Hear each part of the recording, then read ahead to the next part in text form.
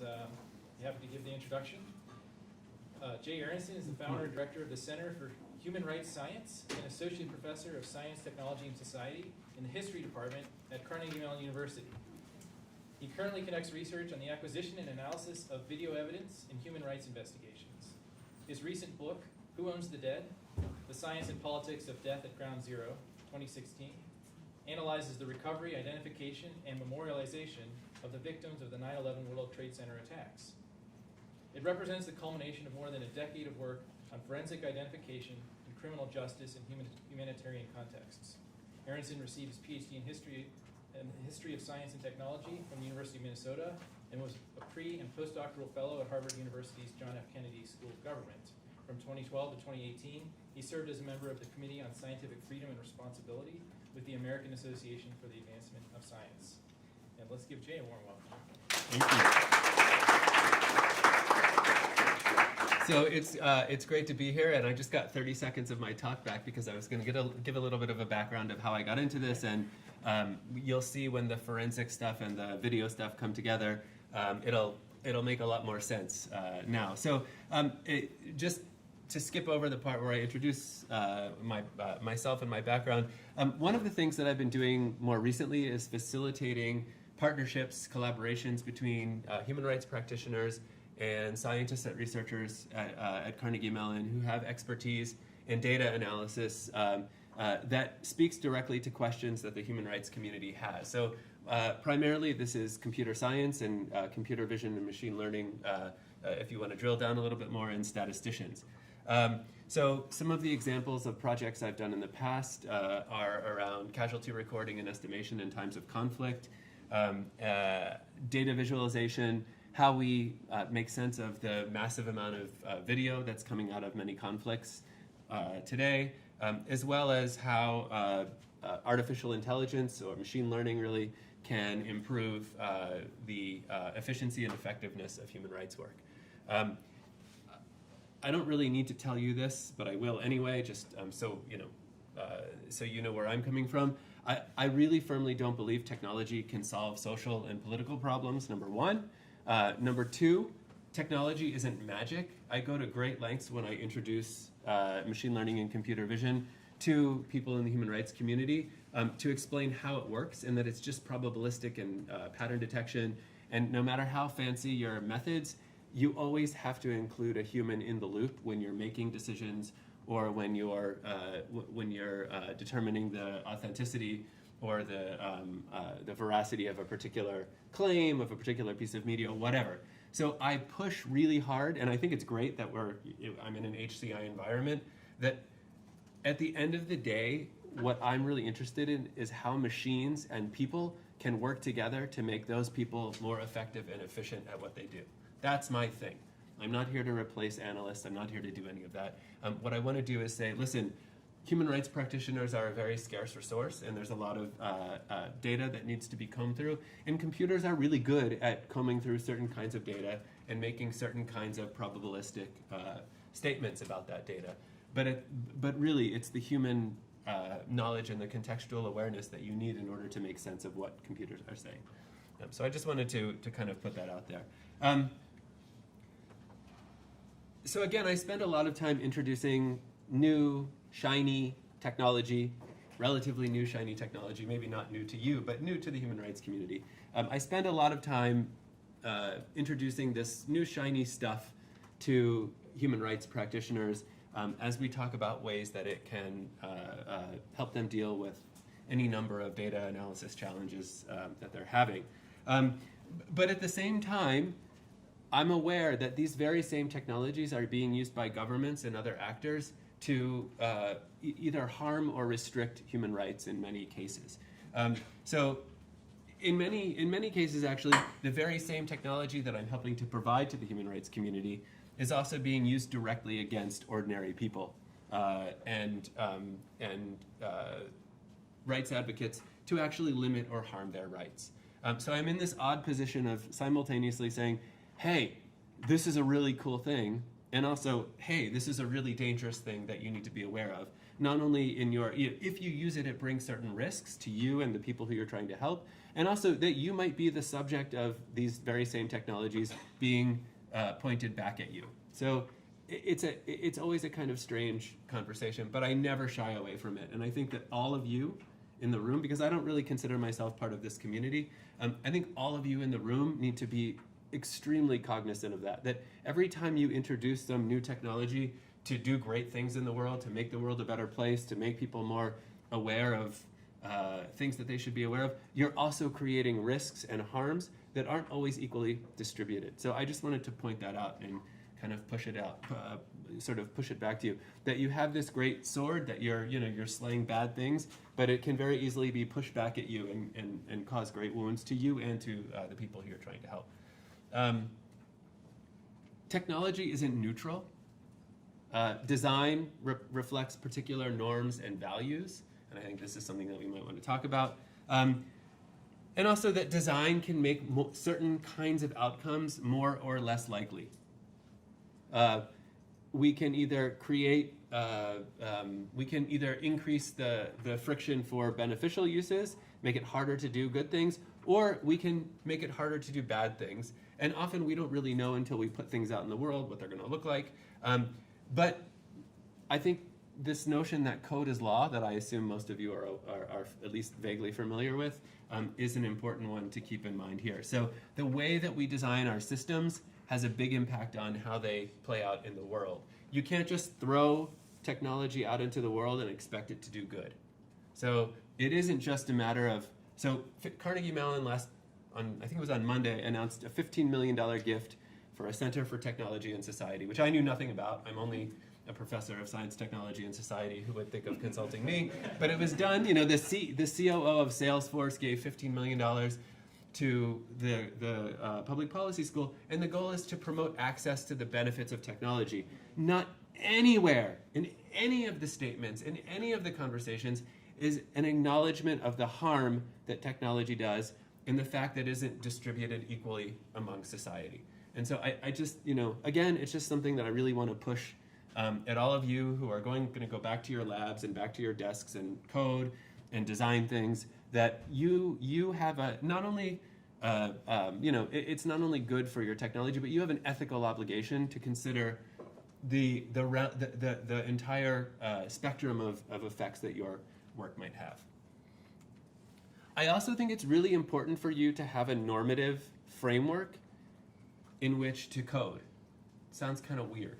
I'm just doing cool things. I'm trying to make my system run faster. I'm trying to optimize this. I'm trying to give people the ability to do X, Y, or Z, but I'm not going to impose on them my views about what they should be doing. On the one hand, I get that, because you can sort of paralyze yourself. If you're like, well, I can't put this thing out into the world if I don't know how people are going to use it. Well, then how are you actually going to innovate and do new things? So I get that there's a challenge there for you, but I think you at least have to ask questions and think. And so the normative framework that I use when I work with technology in the human rights community is what I've worked with a colleague at University of Connecticut, and we've adopted what we call a human rights approach. This isn't new to us. It isn't, it isn't something that we developed, but we took this emerging human rights approach that you see within the human rights community, and we applied it to the work of technology and human rights. And there are, there are 6 kind of norms and practices that I just wanted to very briefly go through. The first one is equality and non-discrimination. And that requires that when you're doing work with technology, you must attend to the situation of the most vulnerable people and ensure that all people, regardless of their position in society, have some sort of access to tools and knowledge that they need to make their lives better. So you can put out systems that only people like us can use, or you can say, well, it's really hard for people who aren't like us to access these systems, so I need to think of new ways of making them available. Accountability means that people have to have access to the institutional spaces. Actually, oh, you know what? Oh, I put that one last. I'm sorry. Accountability means that people have to have access to institutional spaces and mechanisms that allow them to make rights claims and seek redress from accountable parties, whether they're government or non-state parties, when these tools and innovations have a negative impact on their lives. So if you put out some system, whatever it might be, and it harms people, those people need to have a way of redressing those harms, whatever it is. Participation means that users and others affected by technological innovation have to be meaningfully involved and not just consulted in the development of the design of technology. Universality and inalienability requires us to look beyond the ostensible neutrality of technology to recognize the power and privilege that's embedded in all technological systems. There's not a single technological system that you can name that doesn't have power and privilege embedded within them. There just aren't. I mean, if you can think of some, let me know. But I certainly haven't been able to. And finally, there's this idea of indivisibility, interdependence, and interrelatedness. And that mandates that we pay attention to the effects of technology, not only civil and political rights, which in America we're very attuned to, but also economic and social rights, like access to water, access to have a family and to have dominion over that family, and many others. Not all of that is relevant here, but I just wanted to point out that at least I and the people who work with me are very intentional in the normative framework that we bring to doing design of new technologies. And you know, I don't want to harp on these things, but I just really wanted to point them out. And again, we can, because I wanted to get to the cool technology, the shiny new cool technology stuff. I don't want you guys to think that I'm a downer or a Luddite or anti-technology. But when you're doing technology development and design, you can't for a second close your eyes to the political realities of the world that we live in. We don't live in a utopia. I'd like to think that we don't live in a dystopia either, but we live somewhere in between. Okay, so switching gears. So as I mentioned, as was described of me, Kurt told you a little bit about that. I founded and direct something called the Center for Human Rights Science, and I've been working with the human rights community for almost a decade now on various problems. And I was doing a project on the challenges of recording and estimating casualties in times of conflict. It actually turns out to be a really challenging problem because usually if you're trying to estimate the number of deaths, you get a bunch of lists from a bunch of different groups, each of them with their own biases, and you need to do things like deduplicate those lists within the list. You know, the same person could be listed 3 times, so you could have, Moore could be listed as M-O-R, M-O-O-R, M-O-R-E. His last name could be N-A-M-E-E, N-A, you can imagine the range. I could go on. His birthday could be listed as September 1st, 1972, or September 1972, or October 1972. So you need to be able to deduplicate within that list. You need to be able to deduplicate between the lists because there could be 3 organizations. So say it's an attack in the United States. There could be just like a Red Cross type organization that's gathering names. There could be a Jewish organization that's gathering names. There could be an Israeli organization that's gathering names. There could be an alt-right organization that wants to deny that Jews died in this so they could show that it's a George Soros Zionist plot. And so where Moore shows up in these lists is actually tells you something about not just the biases, but the access to information that these groups had. What else do you need to know? You also need to know, are there people who don't show up on any of those lists? And these are really challenging problems. So I was working on this, and I was talking to lots of people who do work on casualties in times of conflict, and they started coming to me in the context of Syria and saying, listen, we're getting all of these videos that talk about attacks and talk about death, and we don't have time to analyze them. We don't know how to pull out the data. Is there anyone, you're at Carnegie Mellon, is there anyone at Carnegie Mellon who might know something about this, about how do we analyze all of these videos? And I was like, I have no clue. I mean, I'm a historian, I've been working on forensic science. I've moved into casualty recording and estimation because someone asked me to join a project. I have no clue.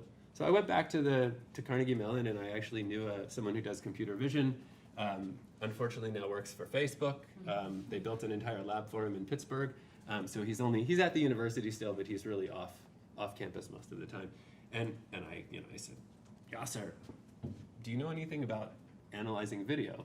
And he said, well, I don't know personally about that. He works on interpersonal relations, and he films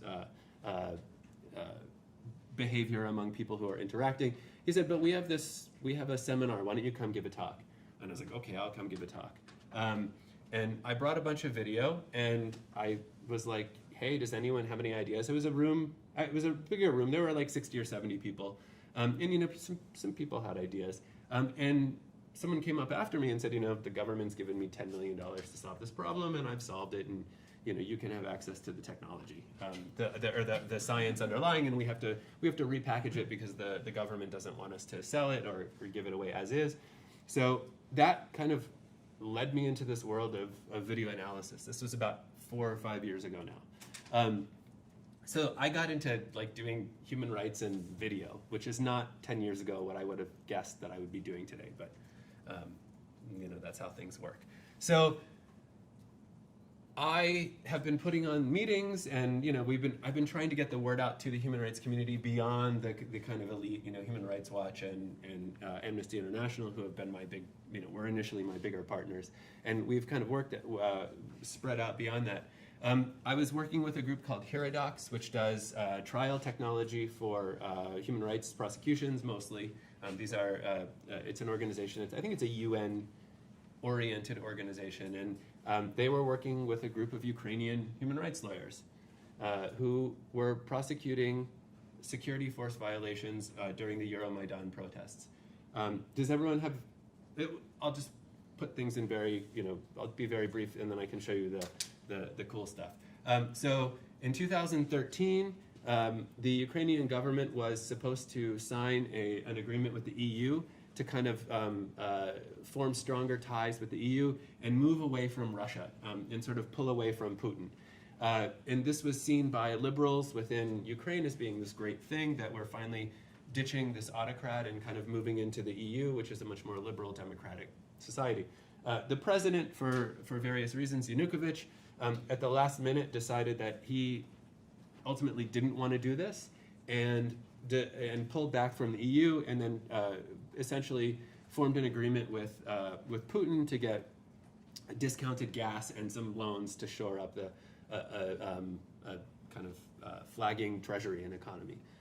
This led to protests. People came out onto the streets. Maidan means it's like the central square. It's where the government of Ukraine is based in Kiev. And people just flooded the square and stayed there for many months. For the most part, there were clashes between the protesters and the police, but they tended not to be that violent. There was some violence, but usually it was kind of a stalemate because the police weren't totally against what was going on. And the protesters were usually respectful of the police. There were times, though, when clashes kind of became more violent, and in February, the clashes became more violent again for a variety of reasons, and there were direct clashes between the police, the militia, and these protesters. There was a moment on February 20th where the government ordered the police units to retreat. They had clashed, and then they said, we don't want this to turn into anything bad. But one particular unit that seems to have had ties to Russia actually didn't retreat the way that they were supposed to, and they fired on protesters and ultimately killed 48 people that morning. A few of them were actually captured. Five or six, depending on when you look at of the members of this. The government fell, and after the government fell, the 5 of this 25-person Berkut unit. You'll hear me use the term Berkut. It was a riot police unit that had killed up to 48 people. 5 or 6 of them had been. It's actually 5 officers and a commander, or 2 commanders, were captured and put in jail. The other 20 fled to where? Does anyone have any guesses where they fled? Russia. And most of them are citizens of Russia now. It's very easy to, if you're Ukrainian, Many have dual citizenship, or it's very easy to apply for citizenship because of the former Soviet Union. So this is this case came. There were these lawyers who were representing families of the 48 victims and 200 or so odd victims who were injured, and they were working together with state prosecutors. This is a trial that's been going on for almost 2 years now. They had a ton of data.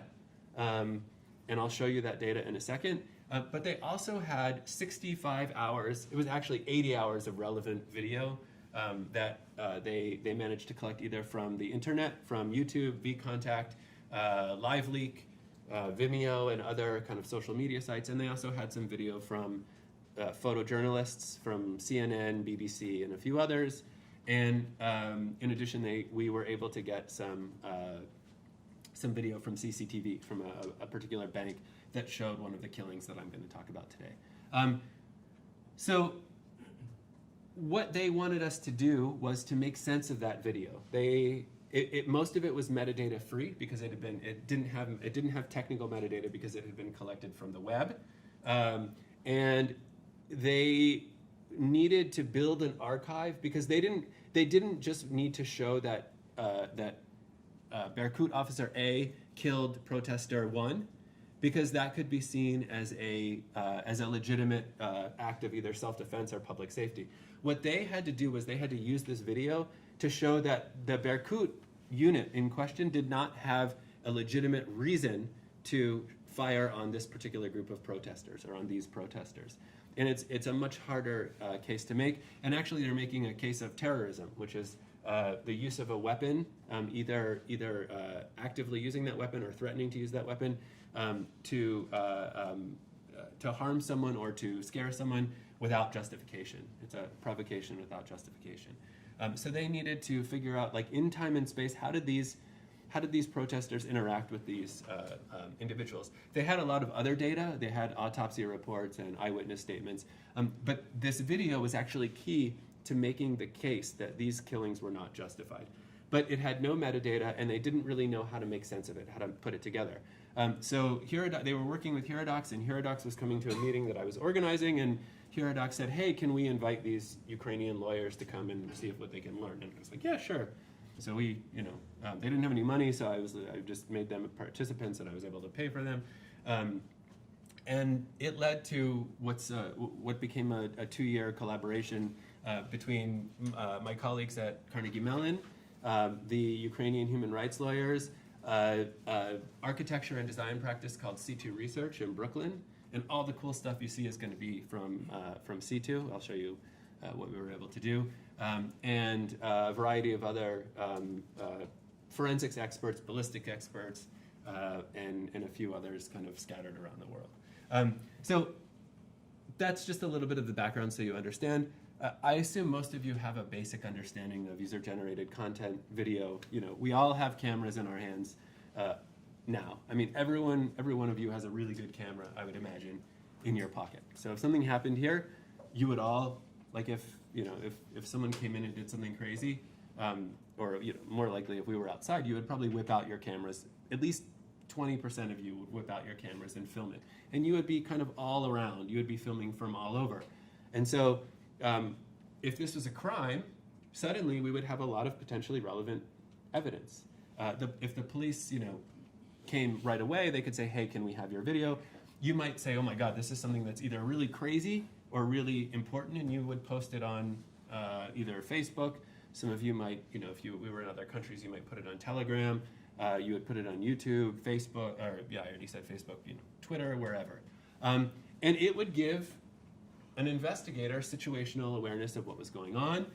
It wouldn't just be a single perspective because we would have lots of people filming from many directions. And it could be useful either in a legal context or in an advocacy context. One of the things that we deal with a lot, which I can't get into here, so you would all be bystanders. In many cases, the victim of a human rights abuse would be filming. And in more context than I can imagine, perpetrators are actually proud of what they're doing. They're proud of the torture that they're inflicting on semi-human or non-human victims. If they're operating weaponry, they want their sponsors to know what they're doing. Interestingly, in Syria, if the US government gives you weapons when the conflict was active, they also gave you a camera, and they told you to film it and upload it so they knew that you and not some other group that they didn't like were using it. So there's tons of video. There's over 1 million hours of video in the context of Syria, just to give you a sense. I'm just going to let you read that quickly because we're, I don't want to go, actually I've got time, but I don't want to get too far off. You can get a lot of really interesting information from video. Again, I'll just let you look at that really quickly. And there are a lot of challenges when you're dealing with user. Oh, you want me to go back? So you can there are a lot of challenges that you face when you're dealing with video. So that's the kind of background. I gave you the background of the case. What ended up happening was the lawyers had gone through probably hundreds or thousands of hours of video that they collected online or from photojournalists, from others. They were having two main problems. They couldn't synchronize it because it's extremely chaotic. It's gray. When you're running, you don't always hold your camera steady. So it's not like synchronizing a basketball game or something like that, where there's usually a camera in a fixed position. There are nice outline. You have very good landmarks within the space. It was extremely challenging to synchronize. There was an analyst who was a classically trained musician and a material scientist who was working with them. It took her 8 months to synchronize a very small percentage of the video, and it turns out that she ended up using sound because the visual cues just don't work. And I'll show you some of the videos so you can kind of get a sense. They also wanted to not only be able to synchronize in time, so they could show the movements of the people who were killed, who were shot, and the perpetrators, but they wanted to do it in space as well, because you want to say, okay, this is a set of events that go from say 8:30 to noon. These 48 killings took place over 4 hours in a relatively contained mile by mile or so, mile and a half by mile and a half space. So you want to build an archive that you can search over time and space, so you can follow people around this central area. So those are the two things that they wanted to do. It ended up being hundreds of clips, because many of the videos that we got were actually multiple scenes kind of stitched together, and we needed to break them apart. And then we needed to synchronize them and geolocate them. And this is where the machine learning and computer vision come in handy. We were able to create, let me see if this just gives you a sense of the media types. So you can't do anything easily. There are lots of different things going on. So in order to synchronize, my colleagues, graduate students within my colleague Alex Hauptmann's lab, built a system that allowed us to automatically or semi-automatically segment videos based on visual cues. And then using, and I can't get into the details here, but essentially they used a unique set of sound patterns to develop what's called an audio feature signature, an audio fingerprint. They use the term fingerprint. I don't like that. So I say, audio feature print or something like that, and then compare them all and actually build up a reasonably good set of matches where you can say, based on the sound print, and what they did was they built patterns for particular sounds that you would hear, much like with DNA. So you might hear an explosion and then screaming and then a loudspeaker and then music, because there were all kinds of protests going on, or a helicopter, and they built a profile for those, and it was actually the order of those sounds that were heard within the video that allowed the pairwise matching. And then there were pair selections, and all of this had to be checked by hand, and I can talk about that if we have time. Any of you who know anything about sound and light know that light travels much faster than sound. So when we were using the sound to do the synchronization, that often left some mismatches of the visual part. So we had to build a system for manually going back and checking these comparisons and establishing an offset and fixing the alignment so that it was actually the visual part that matched up, because that's what we were most interested in. I just wanted to show you just a sense, there's no way to do visual matching. So these are the same moments in time, and these are 4 different videos. And this is a particularly nice one because we can actually triangulate all of the videos and show that they're, they're at least, there are clues that would give us an idea that these are really good matches. And if anyone knows the Rashomon project from Berkeley back in the day, we actually built it on that, so you can see that this is a remnant from that. So this just tells you, like, it's impossible to match these videos because they're coming from all different places at all different angles, and you just can't do it manually. The other issue that we had was we wanted to know where these were taking place, because we want to build an archive over time and space. This is where me being a historian comes in into the equation. And so what we did was, or what my computer science colleagues did, is they actually said, okay, let's go through these videos and see if we can find a scene that has information that's amenable to the kind of computer vision tools that we have to do, to do visual matching.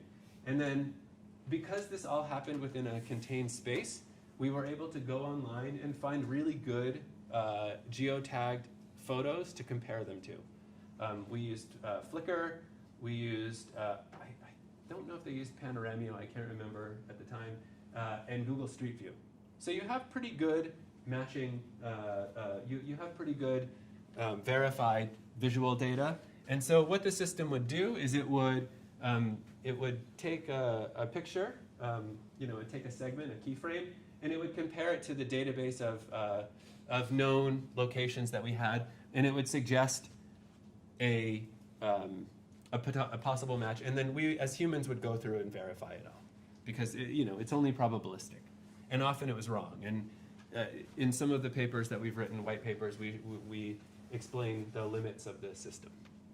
Okay, so I'm going to start cruising through because I'm already overdue. In addition to the video evidence, we also had a lot of spatial evidence. So we had 2-dimensional maps, and this is just where all of the killings occurred.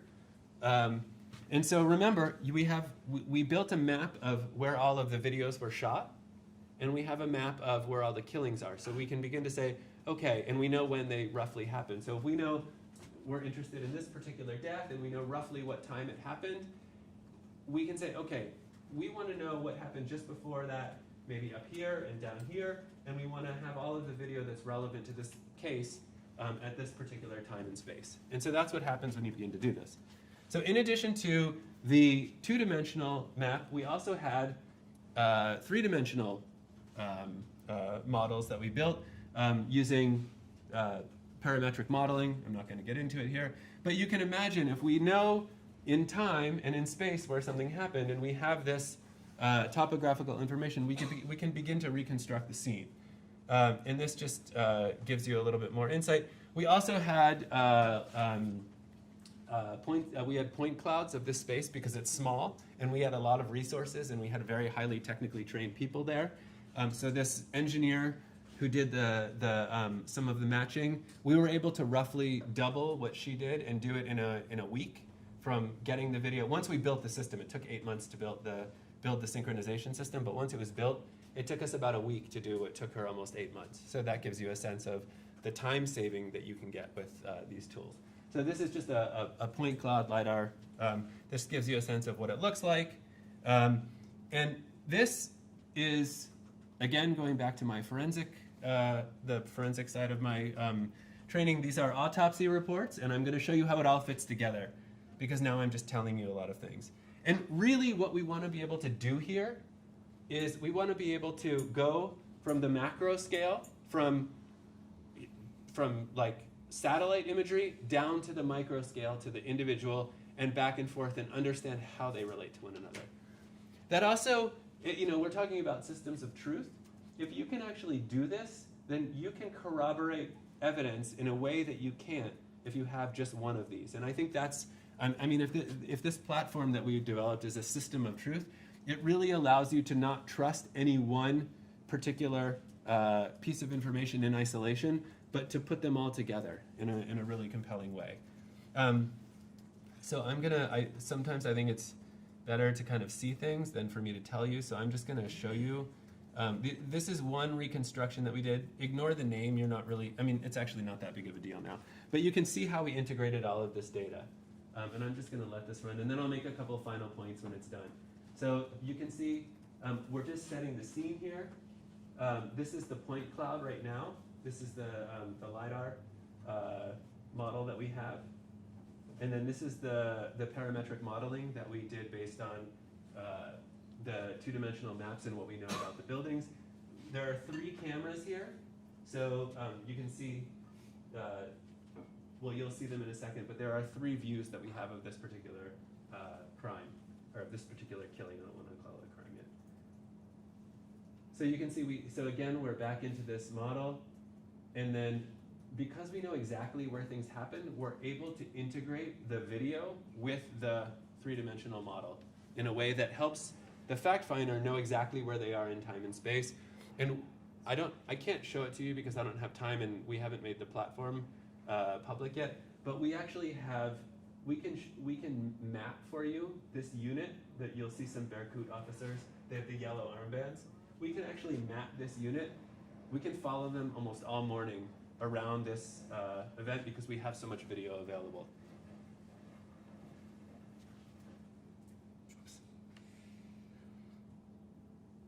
So again, we're just gonna, whoops, oh, I actually did that. Sorry. Can't really hear the video, but. So you can watch this group. So most of the militia are retreating because that's what they've been ordered to do. And this just shows you, you can see over time, actually you can see a little bit over time. And in the version we have for the court, you can actually follow them on a map. We have little dots going along the map. And then there is going to be a killing here. It's not bloody, like directly bloody, but you'll see someone being shot. So you can see the victims. And we're focusing on 3 cases that we have really good evidence for. So I'll just kind of let this run for a second. So again, we want to show that the person on trial is the person who pulled the trigger.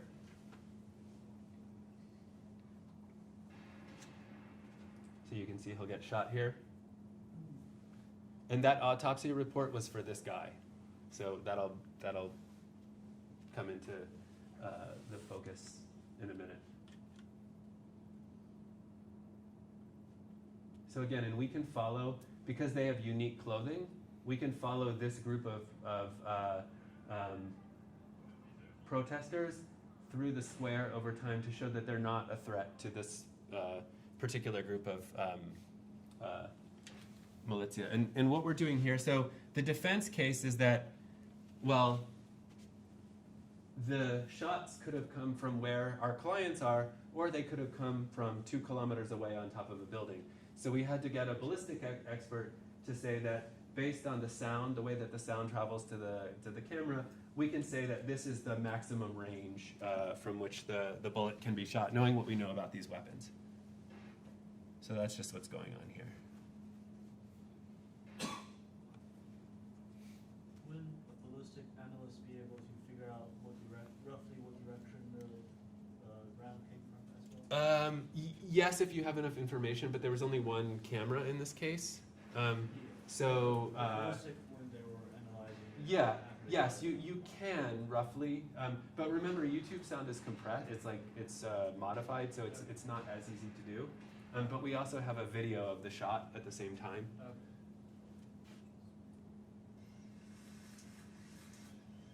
So I'm going to speed this up. Okay. So remember, we have the autopsy information, so we know where the wounds were. So we're able to reconstruct the trajectory of the bullet. In addition to having the sound, we're also able to reconstruct that trajectory. I'm going to speed this up a little bit. So what we're doing now is we're showing that the third video that we're going to show is of the same scene as the first two videos. So we're doing some verification work here. And then, so now we're going to zoom out again so you know where we're filming from next. So there were these barricades set up, which you can see. And we have the security camera from the bank. So we have a third view that we're able to bring into the picture.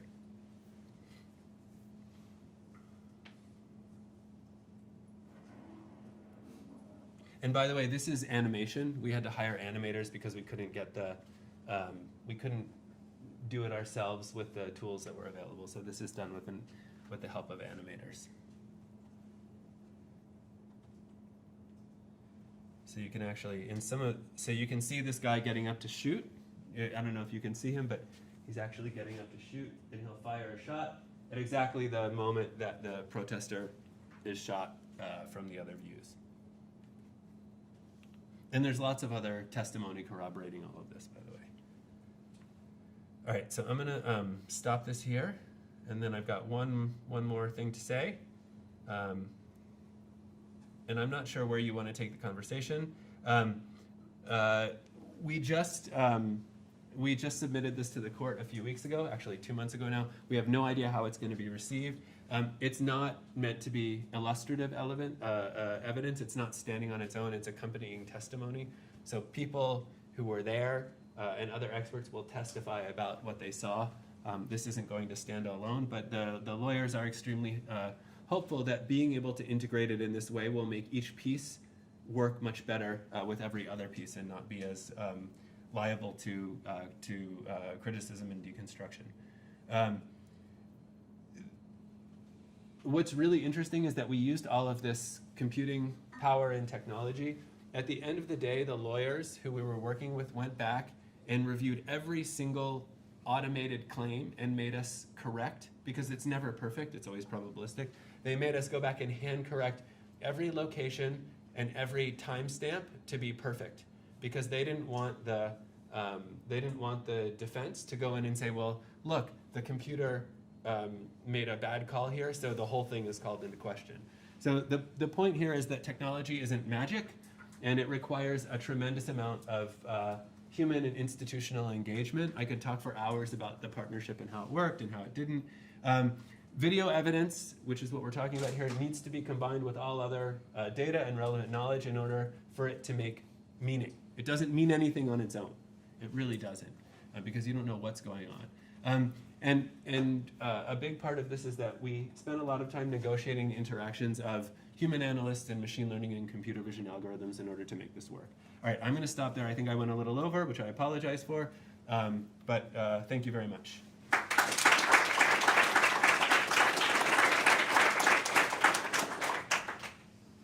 right. Thanks, Jay. So we will now have our expert discussant start the conversation, and that person is Professor Deborah Tater, Professor of Computer Science, and by courtesy, psychology. Feel free to grab a seat, whatever you prefer. So, this is the end of a lot of presentations, and I apologize for needing to read this. I didn't exactly know what Jay was going to say, so I apologize for that too. But I'm really happy to be the discussant for this one. In some way, I have the easiest job of all the discussants. The system makes me really happy, and I think it should make all of us really happy, because it really is the opposite of obfuscation, the obfuscation that surrounds us, right? And it really promises to help tie the pursuit of justice to facts.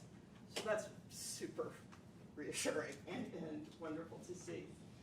The promise here is that by structuring video and other evidence, we're going to produce knowledge. And of course, like Carlos, I have to write things on the board, but not in Latin. And also, I'm not as funny as he is. I try, but doesn't work out. Okay, so what I'm talking about here is the pyramid of data, information, knowledge, and we hope maybe up here wisdom. And this pyramid is, kind of core to the structure of information. We say that by structuring data, we turn it into information. By structuring information, we turn it into knowledge. And then we sort of hope, because we don't do this last part early in computer science or with technology, that by structuring knowledge, we can somehow turn it into wisdom. So what I want to say here is that a couple things about knowledge and wisdom. This move from information to knowledge is really crucial. Information is nice. Knowledge is something more than information. There's a writer, Jennifer Nagel, she wrote something called A Very Short Introduction to Knowledge. And she writes, to describe something as knowledge, to describe an attitude as knowledge, is to rank it above many other attitudes. Now here, attitude is being used in a very special way. But we see knowledge, we treat it with esteem, right? It has to merit that esteem. And of course, this is the space that you're working in. Right?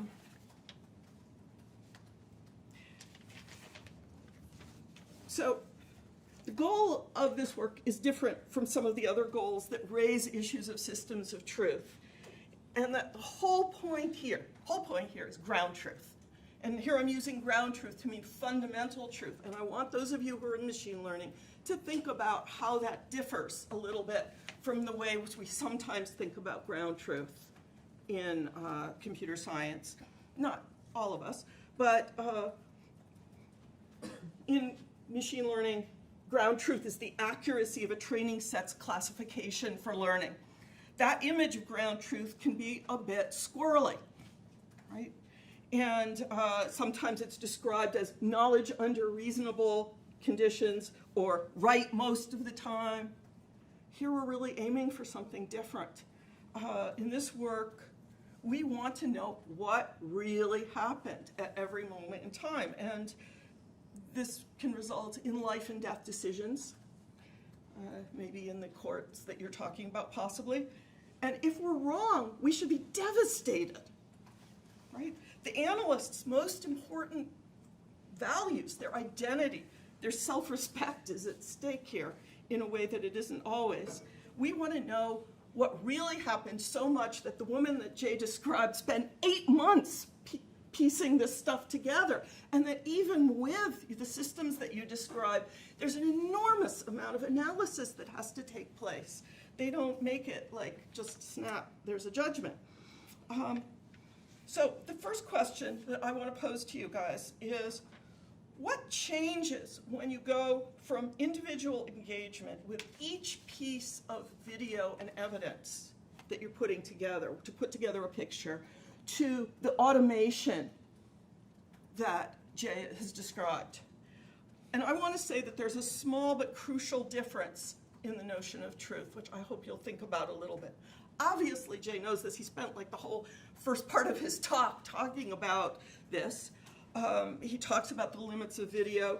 And indeed, in the system that he describes in the paper, there are levels, some of which he showed here, but I think you showed here, the topmost level, the thing that you would show in a courtroom. But there's another level below where you can inquire about what are the video pieces that were put together to constitute the underlying question. Which is right here. Yeah. This isn't perfect, but it gives you a sense of how to unpack that. And I want to just point out how incredibly important this is. We can query this system. An ordinary user can query this system. It's also going to be open source, something that I'm not sure eventually. Well, we're hoping, yeah. And there's other efforts to make the system transparent. I think we should really focus on that. The second question is, though, whether the system, ultimately, the larger system, should be even more open and transparent. And I'm going to make a little argument that, compared to what was in the paper, it should be. And that argument is based on what we need to do to cultivate human wisdom. Part of what makes me happy about this work is that it's at the edge between knowledge and wisdom. I can't hope to tell you what wisdom is, but one element of wisdom is knowing what you don't know. People worry when they don't know things. There's an entire industry of mystery novels, TV programs, and movies based on the idea that the sheriff or policeman is really dumb because he walks in on someone holding a smoking gun and it turns out that person is not guilty, right? We've got to be really careful about our inferences. The fact that we worry in TV shows and so forth about this situation of not being able to rely on the inferences of our senses, it doesn't make the problem go away. We have to be continually reminded about our cognitive illusions and about the right ways to go about seeing that which eludes us. In fact, Jay talks about the need for healthy skepticism. Part of that healthy skepticism is creating systems that continually challenge us. For example, seeing is believing. Who did not find that story, this I'm going to call it a story here, incredibly persuasive, right? Seeing is believing. You're giving us this visual evidence, this wonderful, compelling story. But that's not really always true. Tversky and Kahneman started the new field of behavioral economics by taking seriously the idea that people are not rational actors. We have cognitive illusions. One of the chief cognitive illusions is accessibility. Accessibility means that we judge the likelihood of an event by how easy it is to bring to mind. Anything that's visible to us in video is going to be easier to bring to mind than the alternative possibility that it's not true. It's a very fundamental illusion. Now, Kahneman and others now point out that we are also capable of slower, more reflective thought, where we can question our assumptions about what's true or not true. And I myself have argued that the machine has a property that's kind of like bullying, that encourages us to have a routine, accepting reaction to interactions with it. So interfaces rarely create conditions that enable that slower, reflective thought. And so here's the ask, right? The ability to query the produced video is one component of encouraging reflective thought, and it's super, super important. But what would make me really happy is if ordinary users could do a few other things with the system. One is, could they look at the machine-generated probabilities that for placing pieces of video together and placing pieces of video in particular places and with particular angles? Could people, now each one of his decisions was reviewed by experts, but can we see the results that the decisions that the experts made and possibly query those, question those aspects? We can do these things, it's just a matter of mere effort, right? Can users, ordinary users, mark where they disagree or have doubts or wonder about something? Can they test out the consequences? So what if this one video is wrong? Big deal. Or maybe it turns out to be quite important. Now, I'm not saying that these capabilities would be used very often. In fact, they might never be used at all.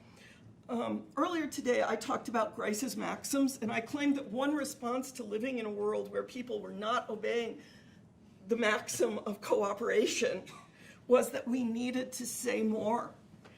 And I think we need to violate Grice's maxims of quantity and sometimes manner and relevance. And by analogy, ideally, we would make this kind of system as forthcoming as possible so that it can be tested, even if, in fact, nobody ever puts that kind of energy into doing that testing for any particular bit of data.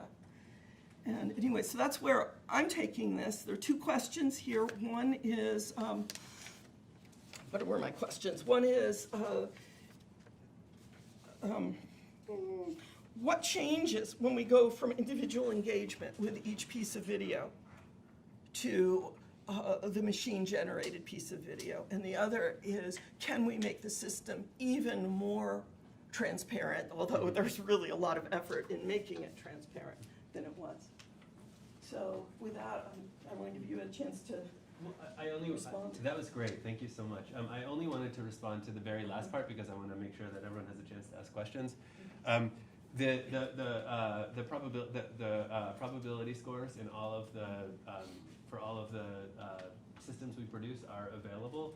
They're not shown here, but in the actual system that we use, which we have available, I'll have to get the URL has changed a couple of times, so I need to get the new one.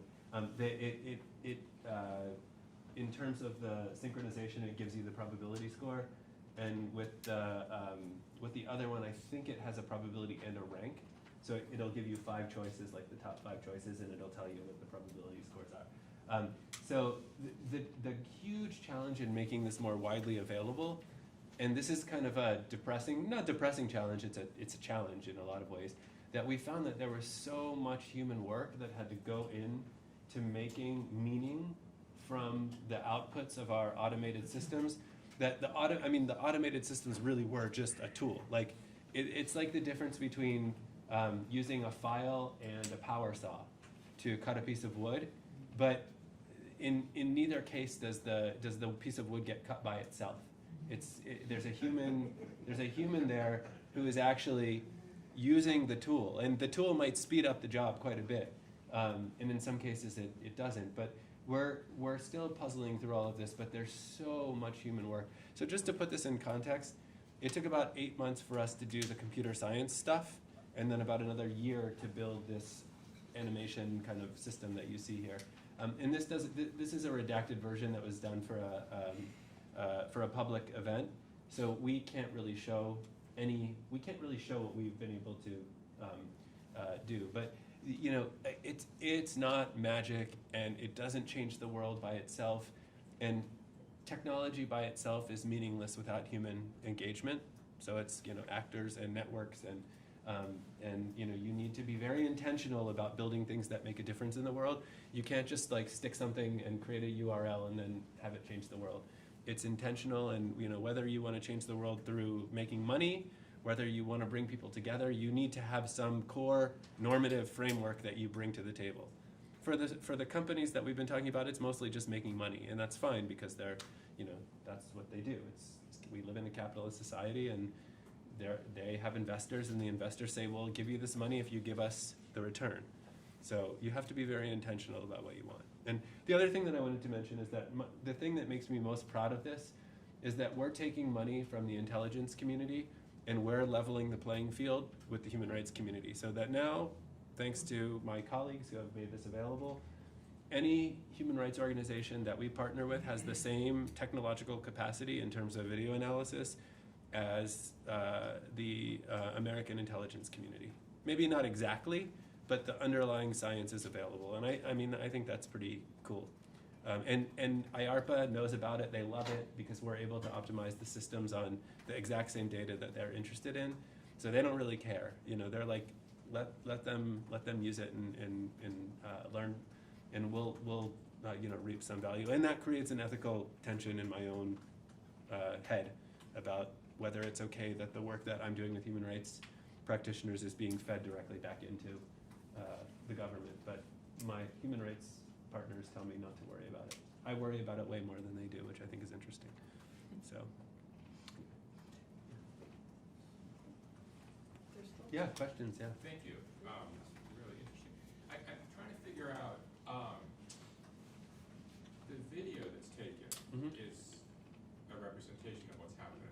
Mhm. It's a very partial story. From one no matter how from many one people are taking perspective, yeah. videos, And you went through a lot Yeah. of these. To the extent that this process is recreating the world that's on video, it's only recreating a kind of one step removed representation of that reality. So I guess there's two questions. One is, do you get people who were there on the square who said, that's not what happened? Because that piece didn't Mhm. get captured on the video, Mm. right? And how do you handle that? Someone's kind of direct, observed experience that doesn't match up with what's Yeah. there. And I guess the second part is, as I watched that, the more it was manipulated, Mhm. the less I found it credible.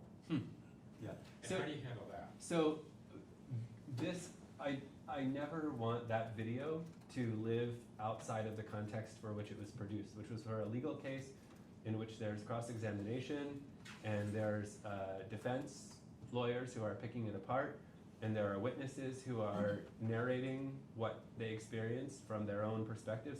So there were 5 people in that group, that clump of protesters. One of them dies. There are 4 people who are testifying. There are there are people who are testifying about the veracity of the video. So one of the challenges that I face is that knowledge and information is only meaningful in the context. And I think that I don't necessarily want this kind of system to just live in the world. And so this is one of the challenges about how we make it available. I do, though, want people to be able to make sense of their world, like if they have a large video collection, with this tool. And like any other tool, it's a double-edged sword. It can be used to illuminate the world or obfuscate the world, and I don't know how to solve that particular problem. As far we've only used this in one case, and it was like we literally just sent the drive to the court at the end of December. This case has been going on since March 2016. And they're planning to introduce this particular piece of evidence in April or May. It was supposed to have been a while ago, but they've pretty much everyone involved, including the president, former President Yanukovych, and the former Minister of the Interior, have been deposed and in some cases have testified. So it's just a massive trial. We haven't had people say you're missing this one part. And partly because these 3 cases that we're focusing on have been chosen because you can't do that. We have really good evidence. We have really good data that shows where these people were all during the morning, and there aren't big chunks of missing time. So in many other cases, there might only be, there's a video at 9 o'clock and then they get killed at 11, but we don't know what happened in between. In these 3 cases, we know. So this is all within the context of a trial. Of a criminal, it's a criminal trial of 4 officers and 4 law enforcement officers and 1 commander. So I don't want it to live out. I don't want this particular set of videos to live outside of this case. And it gnaws on me how we're going to responsibly provide these set of tools to the world. Some of the synchronization tool, it's available. I can send you the URL. The geolocation tool is available. You just upload your video and upload the database. You might need to talk to the graduate students, postdocs who actually built it if you want to use it. Like you can put there's the joke, I don't know how prevalent it is here, but you can put anything on GitHub, but you can't put the graduate student who wrote the code on GitHub, so most things are kind of unusable. But we're trying to keep this stuff alive. The other thing we're trying to do is we're trying to offload the systems to some organization that will outlast us. Like when our attention moves somewhere else, it won't be the end of the tools that we've developed. We have a toolkit that's, I think we're up to eight systems that we've produced. And how do we keep those living? How do we allow people to experiment with them? Everything that's not owned by the government or owned by some other, it's not a component that we've licensed from someone else is available. The code is available. Most of the code's been written uniquely for these purposes. we make the eLamp tool that came out of the IARPA Aladdin program, which is a video search tool that my colleague Alex built. We make it available, even though we can't provide all the code because some of it is secret or licensed. We make the system available to any reputable human rights group that wants it. So we're doing our best. We're not perfect, but we do our best, and I am very conscious about all of these things. I'm more concerned than the human rights practitioners who I work with about this. They're like, we just want a level playing field. We don't ever expect to outgun the government. We just want a level playing field. Someone in the back who. Yeah. Just a quick question, because really there's a high level of like polish and aesthetic and performativity to it. Mm-hmm. And so it seems like you've made choices as well though. So why use the LiDAR data and the point cloud data, and why use the animation in there? And so there must have been a lot of thoughts about how that was all put together, because it seems in that sense it is representation. That's what the lawyers, that's the lawyers asked for, and our job here was to assist the lawyers in making sense of their data. Like, that was the job that I took on. And it was there were lots of interesting computer science challenges, and we know that the defense will put up a vigorous cross-examination. So, like, if someone had come to us outside of the context of a legal case and asked us to do this, I don't think we would have done it in the same way. But we saw this as a safe space really to innovate, because if things were if things were prejudicial in some way, like the legal system, this is a big case. This is like a very high profile case in Ukraine. And these issues are going to come up. And I think I personally felt a little bit more comfortable going with this kind of animated, it's animated. But again, at every stage you can go back to the source video and check things. And so what we wanted to do is we wanted to create a system and an archive that if you have doubts about anything we've done, you can actually go back to you can like click and go back to the autopsy reports, you can go back to the map, you can go back to the video, and you can verify.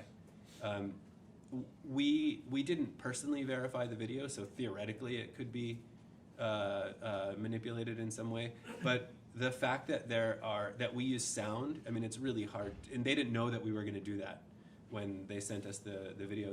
The way that we've analyzed the video gives me a reasonable degree of comfort that we didn't receive fake news, basically, that we didn't receive manipulated video.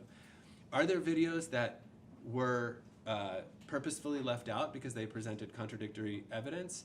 Possibly, but we've made it very clear to the defense in our findings that if there's a new video that surfaces, we are more than happy to go back and do the same analysis and add it into the analysis. And if it changes it, we'll be sure to make that clear.